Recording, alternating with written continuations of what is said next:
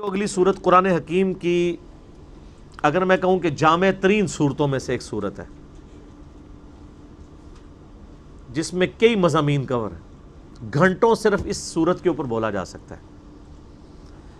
اس کی اہمیت کو اس اعتبار سے سمجھیں کہ بخاری اور مسلم دونوں میں حدیث ہے کہ نبی صلی اللہ علیہ وآلہ وسلم ہر جمعے کی نماز میں پہلی رکعت میں سورۃ الاعلیٰ کی تلاوت کرتے تھے اور دوسری رکعت میں سورۃ الغاشیہ،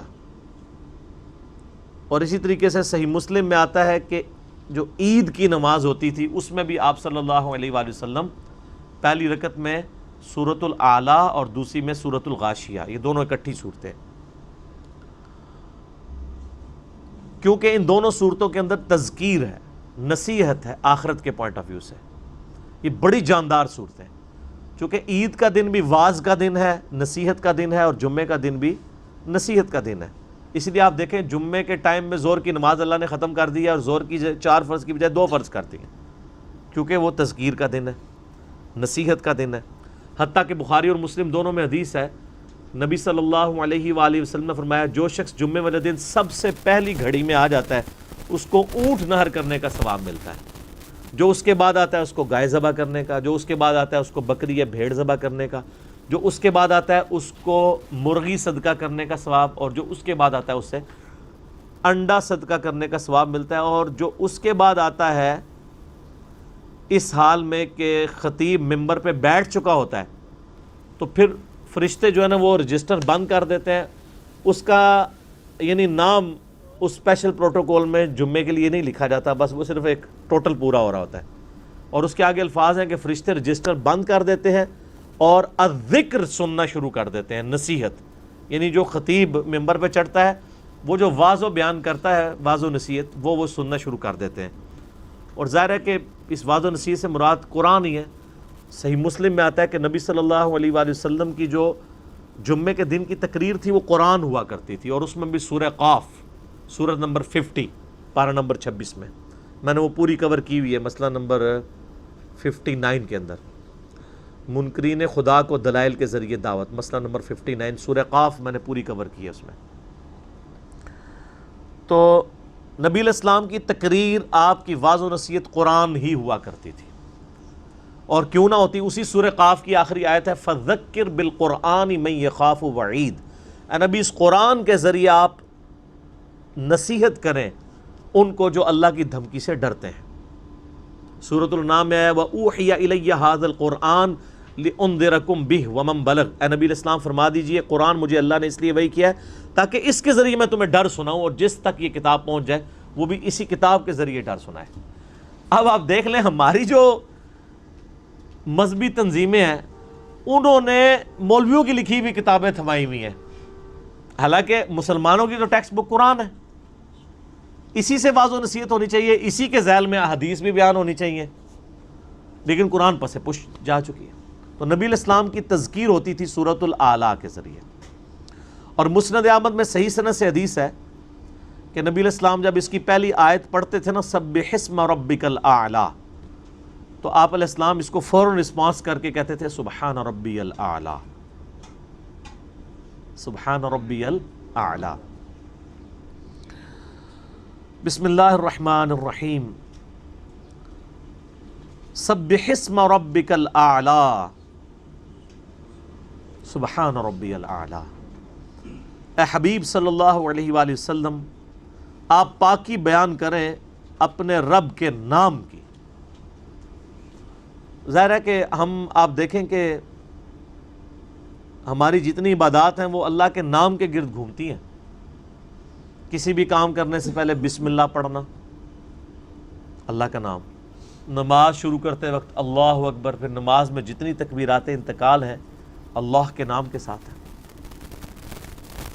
جانور ذبح کرتے ہیں بسم اللہ واللہ اکبر، گھر سے نکلتے ہیں بسم اللہ توکلت علی اللہ، ٹائلٹ میں جاتے ہیں اللہم انی اعوذ بک من الخبث والخبائث، رات کو سونے لگتے ہیں تو اللہم بسمک اموت و احیا۔ یہ ساری وہ دعائیں ہیں جو اللہ کے نام کے ساتھ اللہ تعالیٰ نے جوڑی ہوئی ہیں۔ یہ اذکار اللہ کے نام کے ساتھ ہے. تو اپنے رب کی پاکی بیان کریں اس کے نام کی. الذی خلق فسوا،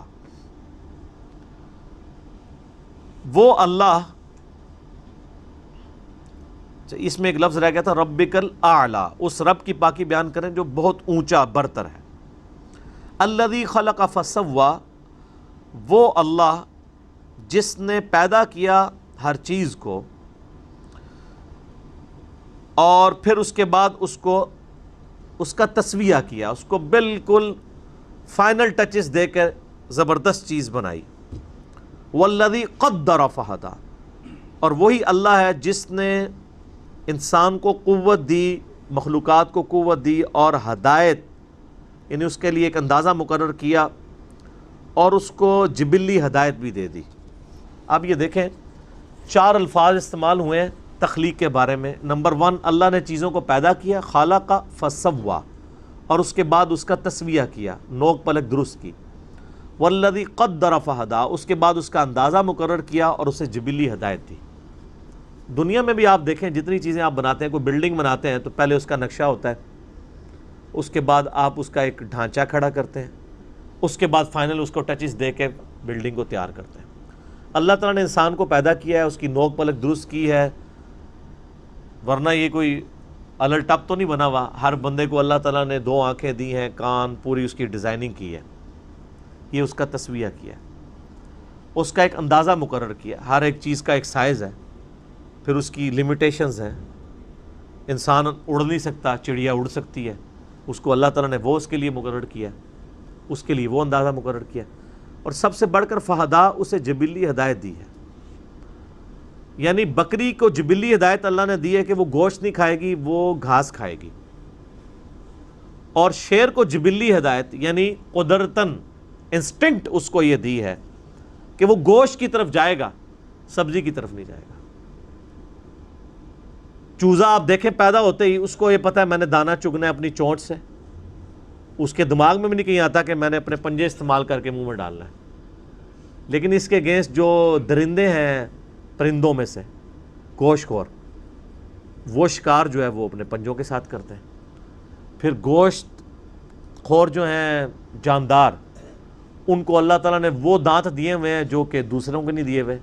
سبزی خور کو نکیلے دانت ان کے نہیں ہیں. یہ جبلی ہدایت ہے. بچہ پیدا ہوتے ہی اس کو دودھ پینے کا طریقہ اللہ تعالیٰ نے سکھا دیا ہے. وہ بولنا تو سیکھتا ہے جا کے کہیں 3 4 5 سال کی عمر میں، اور چیزوں کو سمجھتے ہوئے اس کو 10 12 سال لگ جاتے ہیں. اگر چھوٹے پیدا ہونے والے بچے کو یہ سمجھانا شروع کر دے کوئی کہ اس نے فیڈر سے دودھ کیسے پینا ہے، تو پھر آپ تو سمجھا بیٹھے. یہ اللہ نے جبلی ہدایت دی ہے اسے. مگرمچھ کا بچہ آپ دیکھیں بمشکل جو ہے نا، یہ 1 انگلی جتنا ہوتا ہے جب وہ پیدا ہوتا ہے، اور وہ انڈے سے نکلتے ہی پانی کی طرف بھاگتا ہے. یہ اس کو کس نے سکھایا کہ تیری سیفٹی پانی کے اندر ہے. کئی راستے میں شکار ہو جاتے ہیں پرندوں کے، چند ایک بچے پانی تک پہنچنے میں کامیاب ہوتے ہیں. پھر پانی میں بھی کتنے خطرات ہیں، ورنہ دنیا میں پانیوں میں مگرمچھ ہی ہوتے ہیں جتنے وہ پیدا ہوتے ہیں. یہ سانپ ہیں جس طرح، چند ایک بچتے ہیں، لیکن وہ جبلی ہدایت کی وجہ سے وہاں جاتے ہیں. والذی اخرج المرعى، پھر اللہ تبارک و تعالیٰ نے زمین سے چارے کو نکالا. یعنی جو تخلیق مخلوقات کو تخلیق کیا ہے، ان کی خوراک بھی زمین کے اندر رکھی ہوئی ہے. انسان کی خوراک بھی اس زمین سے ہے، جانداروں کی بھی اس سے، اور وہ چارہ ہے جو نکالا جاتا ہے. فَجَعَلَهُ غُثَاءً أَحْوَىٰ، پھر ہم نے اسے بنا دیا کوڑا سیاہی مائل. الٹیمیٹلی آپ دیکھتے ہیں کہ جب یعنی فصل کاٹ لی جاتی ہے، اس کے پیچھے جو کچھ باقیات ہوتی ہیں وہ گل سڑ جاتی ہیں. ایون ہم جو کچھ کھاتے ہیں وہ بھی الٹیمیٹلی فضلہ بن کے اسی زمین میں واپس چلا جاتا ہے. یہ اللہ تعالیٰ نے ایک فوڈ سائیکل رکھا ہوا ہے، اور پھر اسی زمین کو زرخیز کرتا ہے، اور اس طرح معاملات چلتے جاتے ہیں. سَنُقْرِئُكَ فَلَا تَنْسَىٰ، ان قریب اے نبی علیہ السلام ہم آپ کو خود پڑھائیں گے، پس آپ کبھی نہیں بھولیں گے. الا ما شاء اللہ، بجوز اس کے جو اللہ چاہے گا. اللہ سے کوئی بے نیاز نہیں ہو سکتا. اللہ فرما رہا ہے ہم آپ کو پڑھائیں گے، آپ کبھی نہیں بھولیں گے. لیکن اگر اللہ ہی چاہے کہ آپ کوئی چیز بھول جائیں تو کوئی شخص اپنی کمپیٹنسی سے اس چیز کو یاد نہیں کر سکتا۔ بخاری مسلم میں کتنی حدیث ہیں، آپ علیہ السلام نماز بھول گئے، 2 فرض پڑھ کے سلام پھیر دیے، مسجد سے باہر نکل گئے۔ صحابی نے عرض کیا اللہ کے رسول نماز کم ہو گئی ہے یا آپ بھولے ہیں؟ آپ فرما رہے ہیں نہ میں بھولا ہوں نہ نماز کم ہوئی ہے، یعنی ایسا بھولے کہ یہ پتہ بھی نہیں میں بھول گیا ہوں۔ یہ حدیث بخاری مسلم دونوں میں۔ پھر آپ نے باقی اصحاب سے پوچھا، ان کا یا رسول اللہ یہ ٹھیک کہہ رہا ہے، آپ نے 2 فرض پڑھائے ہیں، تو آپ واپس آئے، باقی کے 2 فرض پڑھائے، اینڈ پہ سجدہ صاف کیا، اور پھر آپ نے فرمایا میں بھی ایک انسان ہوں، جس طرح تم بھولتے ہو میں بھی بھول جاتا ہوں، اور جب یوں بھول جاؤں تو یاد کروا دیا کرو۔ پھر آپ علیہ السلام نے طریقہ بھی بتایا کہ جو مقتدیوں میں عورتیں ہیں وہ تصفیق کے ذریعے یوں ہاتھ پہ ہاتھ مار کے امام کی غلطی پر اسے مطلع کریں گی، اور مرد جو ہے سبحان اللہ کہہ کے کریں گے۔ تو یہاں اسپیسیفکلی ویسے قرآن کے بارے میں آ رہا ہے کہ قرآن ہم آپ کو پڑھائیں گے، آپ کبھی نہیں بھولیں گے مگر جو اللہ چاہے گا۔ ایسا ہو جاتا تھا نبی علیہ السلام ایون قرآن بھی بعض اوقات پڑھتے ہوئے آپ کو یعنی بھول جاتے تھے، اور صحابہ کرام یعنی جو آپ کے ہی شاگرد تھے کبھی آپ کو یاد کروا دیتے تھے۔ پرفیکٹ صرف اللہ ہے جی، مخلوق پرفیکٹ ہو ہی نہیں سکتی۔ جس کو موت آ جائے، جو روٹی کا محتاج ہو، کھانے کا بھی اور بعد میں نکالنے کا بھی، پیشاب کا بھی محتاج ہو، اور نیند کا محتاج ہو، وہ پرفیکٹ کیسے ہو سکتا ہے؟ یہ 4 چیزیں ایسی ہیں جس سے دنیا کا کوئی انسان آزاد نہیں ہے، چاہے وہ کوئی پیغمبر ہے، چاہے کوئی صحابی ہے، چاہے کوئی اولیاء اللہ میں سے ہے۔ نمبر 1 موت آنی ہے، کل نفس ذائقۃ الموت، اللہ کو نہیں آنی۔ نمبر 2 روٹی کا محتاج، کھانے کا محتاج، کھائے بغیر زندہ نہیں رہ سکتا، اللہ کھانے کا محتاج نہیں ہے، وہ پرفیکٹ ہے۔ نمبر 3 نیند، اللہ تو فرماتا ہے لا تأخذہ سنۃ ولا نوم، اللہ کو اونگ بھی نہیں آتی، نیند سے کوئی اپنے آپ کو آزاد نہیں کر سکتا، بلکہ 24 گھنٹے میں ایک دفعہ سونا ضروری ہو جاتا ہے، ورنہ آپ اگلے 24 گھنٹے پرفارم ہی نہیں کر سکتے۔ اور چوتھی چیز جو کھایا پیا ہے اس کو باہر نکالنا، پیشاب اگر کسی کا رک جائے کچھ نہیں کر سکتا۔ آپ دیکھیں ایک ہم کھانے کے محتاج ہیں، اس کے بعد نکالنے کے بھی محتاج ہیں، اور ابھی تو میں وہ کمپلیکس چیزیں ڈسکس ہی نہیں کر رہا کہ یہ کھانا پیشاب کیسے بنتا ہے، اس کھانے میں سے انسان کے جسم کے لیے جو ضرورت کی چیزیں ہیں وہ الگ ہونا اور ہمارے خون کا حصہ بننا جس سے ہماری نشو و نما ہوتی ہے، وہ اتنا کمپلیکس پروسیس ہے کہ امیجن نہیں کوئی کر سکتا۔ اس پورے سینیریو کے اندر اگر کوئی شخص یہ کہے کہ کسی بزرگ نے زمین و آسمان تھامے ہوئے ہیں، یا فلاں بزرگ جو ہیں انہوں نے راوی کا پل بچا لیا ہے، یا فلاں بزرگ جو ہیں انہوں نے یعنی سمندر روک کے رکھا ہوا ہے، اور سر کوئی بزرگ اپنا پیشاب نہیں روک سکتا، سمندر تو بہت بڑی چیز ہے۔ اسی لیے آپ دیکھ لیں آپ کا پیشاب بند ہوتا ہے تو یہ کہتے ہیں دم ڈلوائیں، ان کے پیشاب بند ہوتے ہیں تو یہ آغا خان میں جا کے ایڈمٹ ہوتے ہیں۔ آپ نے آج تک سنا ہے کوئی بزرگ بیمار ہوا ہو اور اسے کسی مزار پہ لے کے گئے ہوں؟ اسپتال لے کے جاتے ہیں سیدھے، اور تو انہوں نے کہانیاں کرائیاں نے مسئلہ نہیں حل ہو رہا فلاں مزار تک ٹر جاؤ۔ میں نے آج تک کوئی بزرگ نہیں دیکھا کہ وہ بیمار ہوا اور اس کے مرید اسے شفا انٹرنیشنل میں یا آغا خان میں نہ لے گئے ہوں۔ تو ادھر کیوں لے کے جاتے ہیں؟ اس کو مزار پہ لے کے جائیں نا، تو روحانی آپریشن کرائیں بزرگوں سے جا کے۔ تو پوری زندگی قبروں والوں کے ساتھ جوڑتے رہتے ہیں، جب ان پہ آفت آتی ہے تو وہ ڈاکٹروں کے پاس جاتے ہیں۔ تو سر پھر لوگوں کو پھر ڈاکٹروں سے ہی جوڑا کریں، قبروں والوں سے نہ جوڑا کریں۔ سب کہانیاں چل رہی ہیں۔ تو اللہ تعالیٰ فرما رہا ہے کہ آپ نہیں بھولیں گے مگر جو اللہ چاہے گا۔ اچھا، اس میں قرآن کے ناسخ و منسوخ کا بھی ایک ایشو چل رہا ہے، میرا یوٹیوب کے اوپر ایک کلپ بھی ہے، قرآن میں ناسخ و منسوخ۔ قرآن میں بعض آیات ایسی ہیں جن کی قرات بھی منسوخ ہو چکی ہے۔ وہ آیات تو ہمیں پتہ ہے کہ جو قرآن کے اندر جن کے احکام منسوخ ہوئے ہیں لیکن آیات قرآن میں موجود ہیں، لیکن قرآن کا کچھ حصہ ایسا بھی ہے کہ جو نہ صرف اس کی قرات منسوخ ہوئی ہے بلکہ وہ مصحف کے اندر موجود بھی نہیں ہے، اللہ تعالیٰ نے وہ والا حصہ محو کروا دیا۔ تو یہ آیت بھی اس کو سپورٹیو ہے۔ ایک تو وہ سورہ بقرہ کی آیت نمبر 105 بھی سپورٹیو ہے نا، کہ ہم کوئی آیت آپ علیہ السلام کو بھلا دیں یا محو کر دیں تو اس سے بہتر آیت قرآن میں لے آئیں گے، اور یہ آیت بھی اس کو سپورٹ کرتی ہے۔ باقی میں نے اس میں بتایا تھا الفوز الکبیر فی اصول تفسیر، شاہ ولی اللہ دہلوی کی کتاب آپ پڑھ لیں ناسخ و منسوخ کے حوالے سے، تو آپ کو پتہ چل جائے گا۔ انہ یعلم الجہر وما یخفی، بے شک وہ جانتا ہے جو جہری چیزیں ہیں اور جو چھپی ہوئی، یعنی جو ظاہر ہے اور جو چھپی ہوئی چیزیں ہیں، دونوں کو اللہ جانتا ہے۔ وَنُيَسِّرُكَ لِلْيُسْرَى، اور ہم ان قریب آپ صلی اللہ علیہ وآلہ وسلم کے لیے بنا دیں گے آسان شریعت پر عمل، آپ کے لیے آسانی آ جائیں گی۔ مشکل کا وقت ہے، دعوت و تبلیغ کا کام بڑا مشکل کام ہے، ایک وقت آئے گا آپ کے لیے ان معاملات میں آسانیاں ہو جائیں گی۔ آپ کا کام یہ ہے فَذَكِّرْ إِن نَفَعَتِ الذِّكْرَى، آپ لوگوں کو نصیحت کرتے رہیں اگر نصیحت کرنے کا فائدہ ہو رہا ہو۔ قیامت مضمر ہے اس آیت کے اندر کہ نبی علیہ السلام کو کہا جا رہا ہے کہ آپ نے سمجھانا اس صورت میں ہے جب آپ کو نظر آئے کہ سامنے والا بندہ بات سن رہا ہے اور سمجھنا چاہتا ہے، اور اگر نہیں سمجھنا چاہتا تو آپ نے نہیں سمجھانا اس کو۔ ہم تلے ہوتے ہیں کہ منوا کے چھوڑنا ہے۔ قرآن کی ڈاکٹرائن یہ ہے کہ آپ نے منوانا نہیں، صرف پہنچانا ہے، اور اگر بات ماننا چاہتا ہے کوئی مان لیں، جس نے نہیں ماننی وہ نہ مانے، یہ اس کی مرضی ہے۔ وَمَا عَلَيْنَا إِلَّا الْبَلَاغُ، ہمارا کام تو نہیں مگر پہنچا دینا۔ سورہ بقرہ میں آتا ہے، اللہ تعالیٰ فرماتا ہے کہ اے نبی ہم آپ سے اہل جہنم کے بارے میں نہیں پوچھیں گے کہ آپ کو ہم نے پیغمبر بنا کے بھیجا پھر بھی لوگ دوزخ میں پہنچ گئے، تو رزلٹ یہ نکلا ہے۔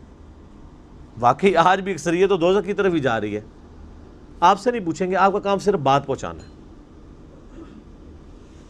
طٰہٰ مَا أَنزَلْنَا عَلَيْكَ الْقُرْآنَ لِتَشْقَىٰ إِلَّا تَذْكِرَةً لِمَن يَخْشَىٰ، قرآن ہم نے اس لیے نازل نہیں کیا اے نبی کہ آپ مشقت میں پڑ دیں، یہ تو نصیحت ہے جو بات قبول کرنا چاہے اس کے لیے۔ فَذَكِّرْ بِالْقُرْآنِ مَن يَخَافُ وَعِيدٍ، اے نبی اس قرآن سے اس کو نصیحت کریں جو اللہ کی دھمکی سے ڈرنا چاہتا ہو، جو نہیں ڈرنا چاہتا چھوڑ دیں اس کو اس کے حال میں۔ یہ بڑا امپورٹنٹ ٹاپک ہے قرآن کا، یہاں پہ لوگ زبردستی کر رہے ہوتے ہیں، اور قرآن کہہ رہا ہے کہ آپ نے بس صرف دعوت دینی ہے، قبول کرتا ہے کرے، نہیں کرتا جائے دفعہ ہو۔ اللہ بے نیاز ہے نا۔ پھر یہاں تک کہ قرآن حکیم میں اس کا کلائمیکس یہ آیت کم از کم 4 دفعہ رپیٹ ہوئی ہے مختلف انداز میں، فَلَعَلَّكَ بَاخِعٌ نَفْسَكَ عَلَىٰ آثَارِهِمْ إِن لَّمْ يُؤْمِنُوا بِهَٰذَا الْحَدِيثِ أَسَفًا، اے نبی تم اپنے آپ کو ہلاک کر دو گے اس غم میں کہ لوگ اس قرآن پہ ایمان نہیں لا رہے۔ چھوڑ دیں، آپ غم نہ کریں، آپ بس صرف بات پہنچائیں۔ اور یہاں پہ ہے فذکر، پس اے نبی آپ نصیحت کیجئے، ان نفعت الذکرى، اگر آپ کو یہ نظر آ رہا ہو کہ یہ نفع ہوگا نصیحت کرنا، اور اگر نظر نہیں آ رہا چھوڑ دیں۔ سیذکر من یخشی، نصیحت اس کو کرنی ہے اور بات وہ قبول کرے گا جو اللہ تعالیٰ سے ڈرنے والا ہوگا۔ وَيَتَجَنَّبُهَا الْأَشْقَى، اور جو بدبخت ہے وہ تو اس دعوت سے دور ہی رہے گا، آپ بھی اس کو اس کے حال پہ چھوڑ دیں۔ بدبخت سے مراد یہ نہ سمجھیے گا کہ یعنی اللہ نے اس کی قسمت میں 2 غزل لکھ دی ہوئی ہے، نہیں، ایسا نہیں ہے۔ بدبخت وہ ہے جو اپنے لیے بدبختی کماتا ہے، اور اس بات کو اگر آپ نے سمجھنا ہے نا تو آپ سورہ طٰہٰ میں اینڈ پہ جا کے آیات آتی ہیں جہاں قصہ آدم اور ابلیس کا اللہ نے ذکر کیا ہے نا، تو وہاں پہ اللہ تعالیٰ نے مسئلہ تقدیر کو اس حوالے سے ڈسکس کیا ہے۔ آیت نمبر ہے 123،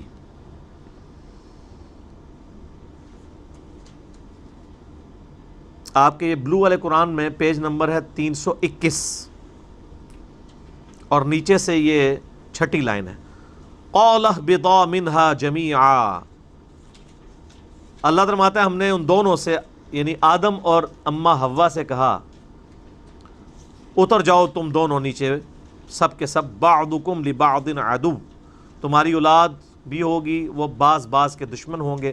فَإِمَّا يَأْتِيَنَّكُم مِّنِّي هُدًى، پس جب کبھی بھی میری طرف سے کوئی ہدایت کی کتاب تمہارے پاس آئے گی، فَمَنِ اتَّبَعَ هُدَايَا، تو جو کوئی اس ہدایت کی کتاب کی پیروی کرے گا، فلا یضل ولا یشقا، تو نہ گمراہ ہوگا اور نہ بدبخت ہوگا جو کتاب کی پیروی کر لے گا۔ تو اس کا کیا مطلب ہوا؟ بدبختی انسان خود کماتا ہے۔ اللہ تعالیٰ کہہ رہا ہے کہ اے اولاد آدم، جب کتاب آئے گی نا تو جو اس کی پیروی کر لے گا وہ نہ گمراہ ہوگا نہ بدبخت ہوگا۔ اور یہاں پہ آ رہا ہے کہ آپ اس کو اس کے حال پہ چھوڑ دیں جو بدبخت ہوا ہے، مراد یہ کتاب ماننا ہی نہیں چاہتا۔ الذی یصلی النار الکبریٰ، اس بدبخت کو تو ہم اس بڑی آگ پر پیش کریں گے۔ اس کا علاج تو ہم نے کر رکھا ہے آخرت میں۔ ثم لا یموت فیہا ولا یحیا، پھر وہ اس آگ میں نہ زندوں میں ہوگا نہ مردوں میں۔ یہ ہے جناب اللہ کا غصہ۔ موت آئے تو کام ہی تمام ہو جائے نا۔ قرآن میں آتا ہے نا، اللہ تعالیٰ آتا ہے کہ سورہ فرقان میں کہ آج ایک موت نہیں کئی موتیں مانگو، موت نہیں تمہیں آئے گی۔ صحیح بخاری میں حدیث ہے، قیامت والے دن میدان محشر میں لا کے نا موت کو مینڈے کی شکل میں ذبح کیا جائے گا۔ جنتی پریشان ہو جائیں گے اور جنت کے وہ کنارے پہ آئیں گے کہ پتہ نہیں کیا فیصلہ ہونے لگا ہے۔ جب آواز دی جائے گی نا کہ آ جاؤ، اب یہ ایک میلہ لگنے لگا، وہ دیکھو، جنتی پریشان ہوں گے ہمیں کہیں جنت سے نکال نہ دیا جائے، اور دوزخی خوش ہوں گے کہ شاید کوئی ہمارے نکلنے کی سبیل ہونے لگی ہے۔ جیسے ہی وہ کناروں پہ آئیں گے میدان محشر میں، مینڈے کی شکل میں موت کو جب قتل کر دیا جائے گا تو اللہ تعالیٰ فرمائے گا کہ اہل جنت کے لیے خوشی کی بات ہے کہ اب ان کو موت نہیں آئے گی، موت ہی ختم کر دی۔ کریٹر آف دا یونیورس نے موت کو ہمیشہ کے لیے ختم کر دیا۔ اب اللہ بھی ہمیشہ کے لیے اور آپ بھی ہمیشہ کے لیے۔ واہ جی واہ، اللہ اکبر کبیرہ والحمد للہ کثیرہ وسبحان اللہ بکرۃ واصیلا۔ اور جہنمی مایوسی میں ان کی اضافہ ہوگا کہ اب تو موت آنی ہی نہیں ہے، ہمیشہ کی ناکامیاں ہمارا مقدر ہوگی۔ اللہم اجرنا من النار، اللہم اجرنا من النار، اللہم اجرنا من النار، آمین۔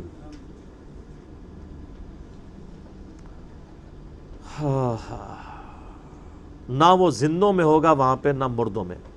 قد افلح من تزکا، بے شک فلاح پا گیا وہ شخص جس نے اپنے آپ کو پاک کر لیا، اپنے نفس کا تزکیہ کر لیا، وہ کامیاب ہو گیا۔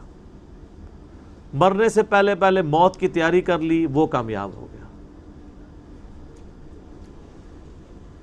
وَذَكَرَ اسْمَ رَبِّهِ فَصَلَّى، اور اس نے اپنے رب کا نام لیا، نام کا ذکر کیا اور اس کے ساتھ نماز پڑھی۔ ظاہر نماز تو اللہ کے نام کے ساتھ ہی پڑھی جاتی ہے، اللہ اکبر کہہ کے نماز شروع ہوتی ہے۔ وہ اصل میں کامیاب ہوا ہے۔ صرف اللہ کو ماننا کافی نہیں ہے، اللہ کی ماننا بھی ضروری ہے۔ وَلَقَدْ بَعَثْنَا فِي كُلِّ أُمَّةٍ رَسُولًا أَنِ اعْبُدُوا اللَّهَ وَاجْتَنِبُوا الطَّاغُوتَ، بے شک ہم نے ہر امت میں کوئی نہ کوئی رسول بھیجا اس دعوت کے ساتھ کہ عبادت کرو اللہ کی، اور اللہ کے مخالف طاغوت جو ہے ان سے اجتناب کرو۔ عبادت کرنی ہے اللہ کی، ماننا کافی نہیں ہے، اللہ کی ماننا بھی ضروری ہے۔ اللہ کو تو سارے ہی مان رہے ہیں، اللہ کی ماننا بھی ضروری ہے۔ اور خصوصیت سے جب ماننے کا ذکر آیا، پاکیزگی کا ذکر، تو نماز کا ذکر اللہ نے کیا۔ صحیح مسلم میں انٹرنیشنل نمبر کے مطابق 246 نمبر حدیث ہے کہ بندے کے کفر اور اسلام، شرک اور ایمان کے درمیان لکیر جو ہے وہ نماز ہے۔ نماز نہ پڑھنے والا پاکستان کے شناختی کارڈ میں مسلمان ہے، اللہ کے حضور وہ عملاً کافر ہے۔ عقیدے میں بے شک مسلمان ہے لیکن عملاً کافر۔ بل تؤثرون الحیات الدنیا، بلکہ تم دنیا کی زندگی کو ترجیح دیتے ہو، پرائورٹی دیتے ہو۔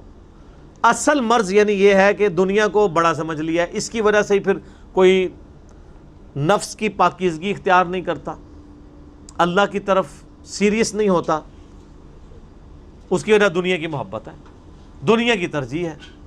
یعنی اگر دنیا میں اناؤنسمنٹ ہو کہ جو شخص فجر کی نماز جماعت کے ساتھ پہلی صف میں ادا کرے گا 1 لاکھ روپیہ ملے گا، سارے پہنچ جائیں گے۔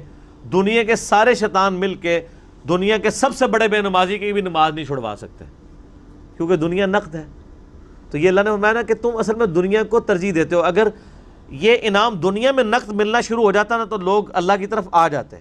نماز چھوڑنے کی وجہ سے اگر اسی وقت انسان زمین میں دھنس جاتا تو اگلی نماز نہ چھوڑتا وہ, کیونکہ اللہ تعالیٰ نے اس کو, انسان کو اس اعتبار سے ایسا کر دیا کہ وہ دنیا کے ساتھ اس کے معاملات جو نقد ہیں وہ جڑے ہوئے ہیں. دنیا چونکہ نقد ہے اس لیے انسان جو ہے وہ فوراً اس کی طرف مائل ہو جاتا ہے. آخرت ادھار ہے, ٹھیک ہے جی, یہ جہاں مٹھا اگلا کس نے ڈٹھا, دیکھی جائے گی. کچھ بھی ہے اللہ تیرے محبوب کی امت سے, اینڈ تے چھاڑ ہی دینا ہے. او یار اللہ نو ساڑی نماز نہیں چاہیے دیا, بس یہ سارے کے سارے ایک لیم ایکسکیوزز اور عجیب و غریب جملے بول کے تو ٹائم پاس کر رہے ہوتے ہیں. والآخرۃ خیر و ابقا, جبکہ آخرت بہت بہتر بھی ہے اور ہمیشہ رہنے والی بھی ہے.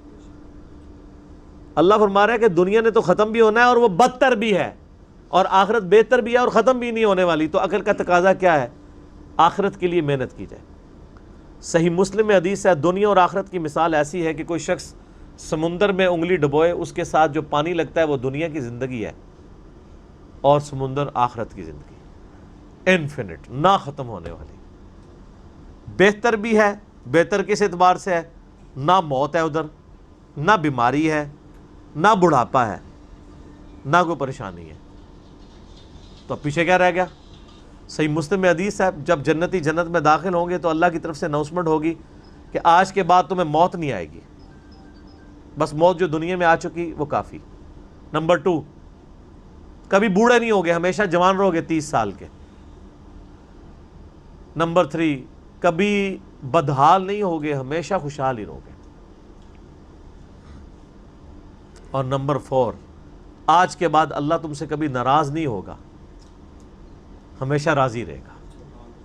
یعنی جنت میں کوئی کام ایسا ہے ہی نہیں جسے ناراضگی ہو, بلکہ دنیا میں بھی جو کام ناراضگی کے وہ جنت میں اجازت ہے. مرد کے لیے سونا حرام ہے دنیا میں, جنت میں سونے کے کنگن پہنائے جائیں گے, ریشم کے کپڑا پہنایا جائے گا. جنت میں داڑھی بھی کوئی نہیں. دنیا میں داڑھی رکھنا جو ہے بڑا مشکل کام ہے. ماں دودھ نہیں بخش دی, وہ دودھ جو اس نے پیدا نہیں کیا تھا, جس میں وہ خدا کی محتاج تھی, اور اتنی اکڑ ہے اس ماں کے اندر کہ وہ اس طرح کے جملے بولتی ہے. عورتیں میں نے دیکھا ہے وہ اپنی اولاد کو بہت اون کر رہی ہوتی ہیں, لیکن جب انسان کو خدا کا تعارف ہو تو پھر یہ سب کچھ اللہ کی طرف سے, کسی انسان کی کوئی کنٹریبیوشن نہیں کسی دوسرے انسان کے لیے. ذریعہ ضرور اللہ بنا دیتا ہے, لیکن الٹیمیٹلی اللہ ہی سب چیزوں کو لے کے چل رہا ہوتا ہے. ان ھذا لفی الصحف الاولی, بے شک یقیناً یہی وہ بات ہے جو اگلے صحیفوں میں بھی ہم نے نازل کی تھی. کون سی بات جو پہلے گزری ہے؟ یونیورسل ٹروتھ, بل تؤثرون الحیات الدنیا والآخرۃ خیر وابقی. یعنی اللہ تعالیٰ ہمارا ساری الہامی کتابوں کی دعوت کا خلاصہ ایک جملے میں یہ ہے کہ تم دنیا کی زندگی کو ترجیح دیتے ہو, اور اصل میں تو آخرت ہے جو ہمیشہ رہنے والی اور بہتر بھی ہے. ان ھذا لفی الصحف الاولی, بے شک یہی بات تھی جو اگلے صحیفوں میں بھی ذکر ہوئی تھی. ساری الہامی کتابوں کا لب لباب, نچوڑ یہی جملہ ہے.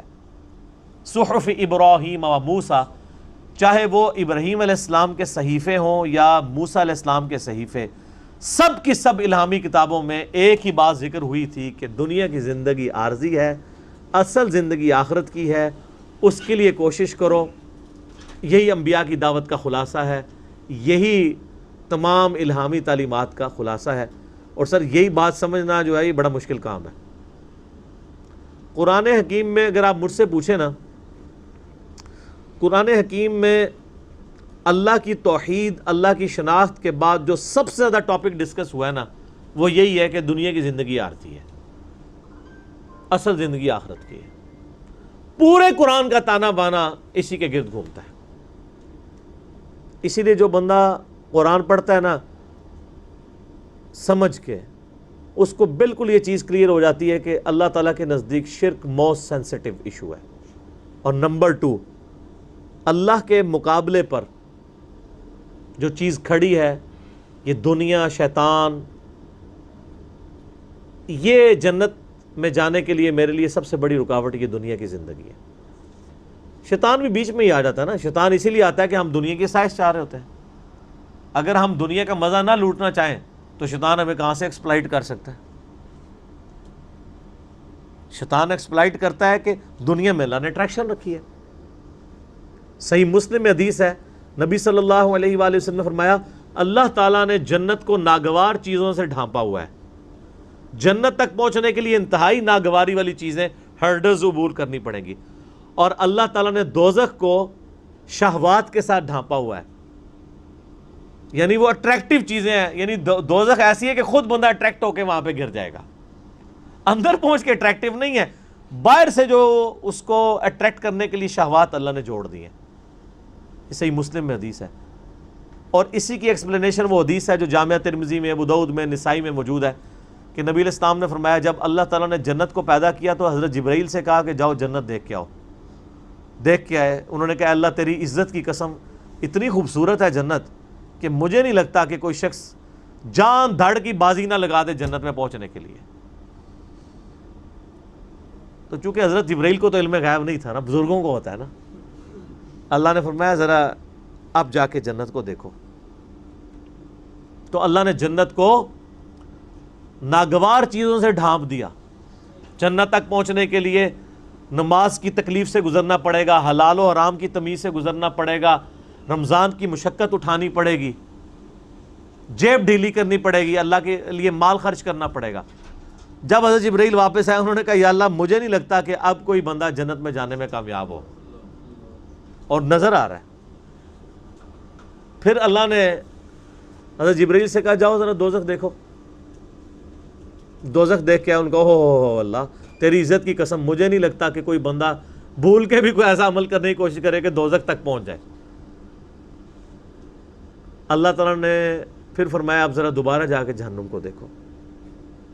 تو اللہ تعالیٰ نے دوزخ کو اٹریکٹ فل چیزوں، شہوات کے ساتھ ڈھانپ دیا۔ ان دنیا میں جتنے گناہ ہیں ان میں عارضی لذت تو ہے نا، اور نقد بھی ہے لذت۔ دنیا میں آپ کوئی چیز کھاتے ہیں تو اسی وقت ذائقہ محسوس ہوتا ہے، لیکن دنیا میں آپ حلال کھاتے ہیں نا اور روکھی سوکھی کھاتے ہیں تو اس کا ذائقہ تو نہیں محسوس ہوگا، لیکن اس کا ذائقہ آخرت میں آئے گا انشاءاللہ۔